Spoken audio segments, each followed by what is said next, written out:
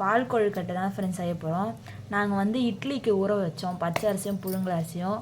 சரி போர் அடிக்குதுன்னு சொல்லிட்டு பால் கொழுக்கட்டை செய்யலான்னு சொல்லிட்டு அந்த அரிசியிலே கொஞ்சமாக எடுத்து கெட்டியாக அதை பாருங்கள் இந்த அளவுக்கு நல்லா அரைச்சிக்குங்க. தண்ணியாக அரைச்சிட்டிங்கன்னா அதுக்கப்புறமா வந்து உருண்டை பண்ண வராது. அதனால் கெட்டியாக அரைச்சிக்கோங்க. அதுக்கப்புறமா தேங்காய் துருவி எடுத்து அதை கூட ஆட் பண்ணிக்கோங்க ஃப்ரெண்ட்ஸ்.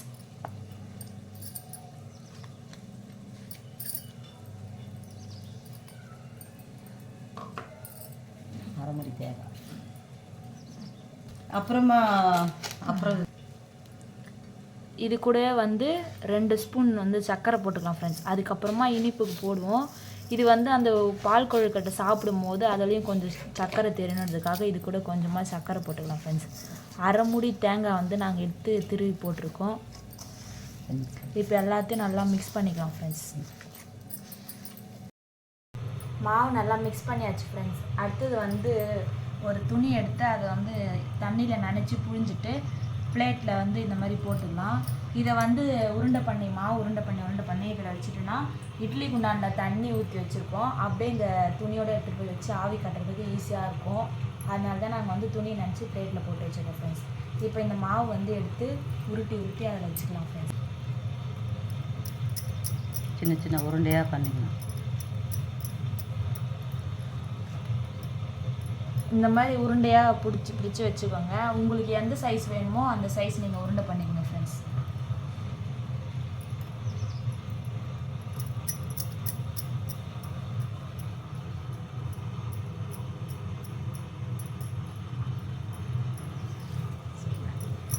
இதே மாதிரி எல்லா உருண்டையும் பண்ணிவிட்டு அதுக்கப்புறமா பார்க்கலாம் ஃப்ரெண்ட்ஸ். அவ்வளோதான் ஃப்ரெண்ட்ஸ், மொத்தம் உருண்டை பிடிச்சி எடுத்தாச்சு. இப்போ இட்லி குண்டான தண்ணி கொதிச்சிட்ருக்கு. இதை திரும்ப வச்சு ஆவி கட்டி எடுத்துக்கலாம் ஃப்ரெண்ட்ஸ்.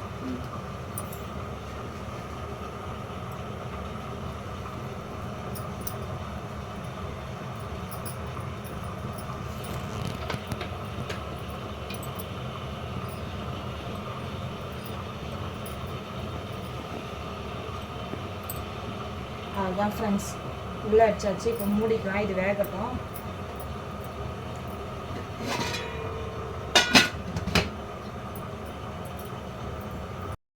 பிடிச்சி வச்சல ஃப்ரெண்ட்ஸ் உண்டு ஆவி கட்டு. அது வெந்துச்சான்ட்டு இப்போ திறந்து பார்க்கலாம்.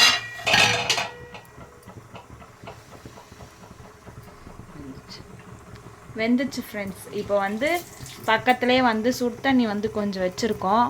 இப்போ அந்த உருண்டையெல்லாம் எடுத்து இந்த சுடு தண்ணியில் ட்ரான்ஸ்ஃபர் பண்ணிக்கலாம் ஃப்ரெண்ட்ஸ்.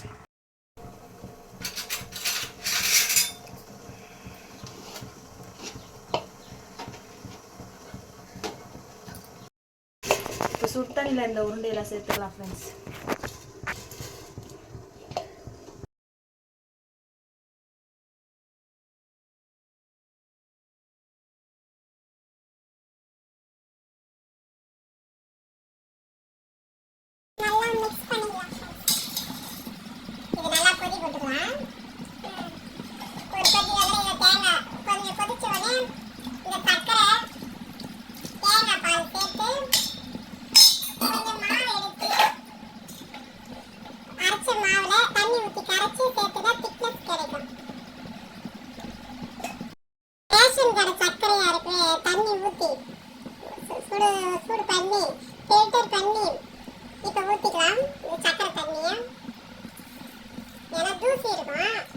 நீங்கள் அப்படியே கூட சர்க்கரை போட்டுக்கலாம் ஃப்ரெண்ட்ஸ்.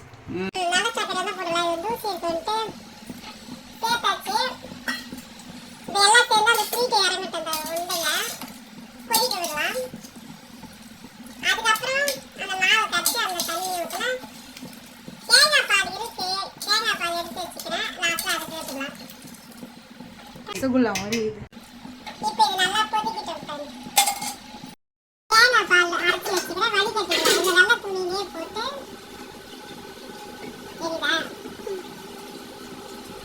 வடிகட்டி தேங்காய் பால் எடுத்துக்கலாம். ஃபில்டரில் போடலாம், ஆனால் வந்து அது இன்னும் அந்த கிட்டிலாம் இறங்கும். துணியாக இருந்ததுன்னா ஒரு ட்ராப் கூட இறங்காமல் நல்லா வடிகட்டிக்கும். நல்லா ஃபில்டர் பண்ணிடும்.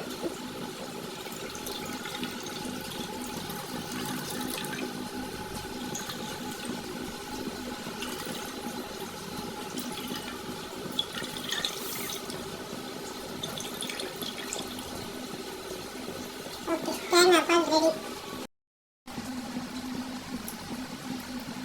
இப்போ இனிப்பு கரெக்டா இருக்கு. இதுல லைட்டா சால்ட் சேர்த்ததுன்னா இனிப்பு இன்னும் நல்லா தூக்கலா எடுத்து கொடுக்கும். அதனால ஒரு பிஞ்ச் சால்ட் சேர்த்துக்கிறேன். அது 2 பிஞ்ச். ஆல்ரெடி கொழுக்கட்டையில கொஞ்சம் சால்ட் போட்டிருக்கோம். சால்ட் சுகர் எல்லாம் போட்டாச்சு. அதுல இனிப்பு இருக்கு டேஸ்ட். இந்த தண்ணியில இருக்க இனிப்பை எடுத்து கொடுக்கறதுக்கு தான் சால்ட் போட்டிருக்கேன். கொதிக்கிட்டோம் ஃப்ரெண்ட்ஸ் நல்லா. 5 ஏலக்காய் எடுத்துக்கிறேன். இதை பொடி பண்ணி சேர்த்துக்கலாம் ஃப்ரெண்ட்ஸ். இறக்கும் போது ஏலக்காய் தூள் சேர்த்து இறக்குனா வாசனை நல்லா இருக்கும். இதை பொடி பண்ணி சக்கரெல்லாம் சேர்த்து கொழுக்கட்டை நல்லா கொதிச்சு வெந்துருச்சு. இப்போ இந்த மாவு கொஞ்சம் எடுத்து கரைச்சி வச்சிருக்கிறோம். அரைச்ச மாவுல கொஞ்சம் கரைச்சி வச்சுட்டு இந்த தண்ணி அதில் சேர்த்துக்கலாம். இந்த அரைச்ச தண்ணி, இந்த மாவு கரைச்ச தண்ணியை சேர்த்துக்கலாம். அப்பதான் கொழுக்கட்டை திக்னஸ் கொடுக்கும். அதுக்கு இன்னும் கொஞ்ச நேரம் பொறுத்து அப்புறம் பால் சேர்த்துக்கலாம்.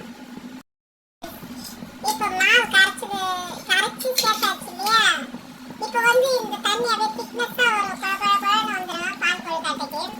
இன்னும் கொஞ்ச நேரம் பொறுத்து மாவு தண்ணி ஊற்றின பிறகு நல்லா கொதிச்சு திக்காக வந்துச்சு ஃப்ரெண்ட்ஸ். இப்போ வந்து நம்ம தேங்காய் பால் எடுத்து வச்சிருக்கோம்ல அதை சேர்த்துக்கலாம்.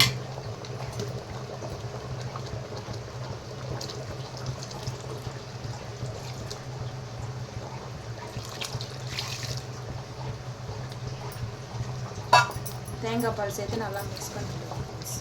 ஏலக்காய் போடுறோம்.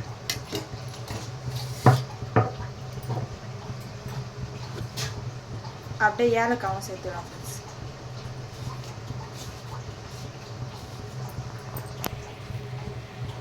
நல்லா மிக்ஸ் பண்ணிட்டு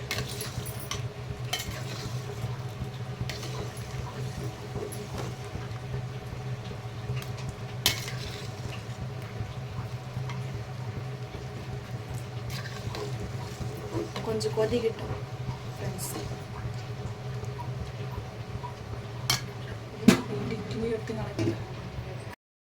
அவ்வளோதான் ஃப்ரெண்ட்ஸ், ரெடி ஆயிடுச்சு. ஆஃப் பண்ணிட்டோம். இப்போது சாப்பிட வேண்டியது தான். போட்டு